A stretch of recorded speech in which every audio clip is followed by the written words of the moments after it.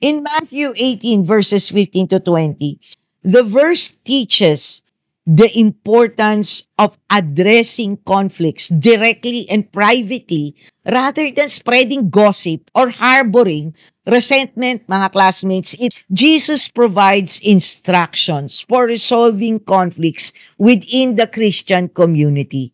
This passage emphasizes reconciliation, accountability, and the importance of handling disputes with humility and love. Jesus outlines a process for addressing sins committed by one believer against another. Number one, private confrontation. Address the issue one-on-one, mga classmates. Number two, small group intervention. If private discussion doesn't resolve the issue, bring one or two witnesses who can counsel or arbitrate. Number three, community involvement.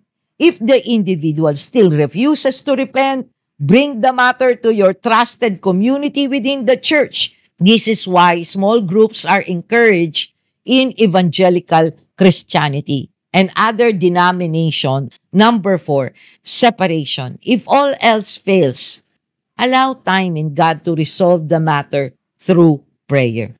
Unfortunately, mga classmates, this process often does not happen anymore. Instead, conflicts are posted on social media with screenshots and all for the world to see. Social media has become a platform where people air their dirty laundry publicly, seeking justice through the reactions of the netizens who don't even know them, leading to bashing and cancellation.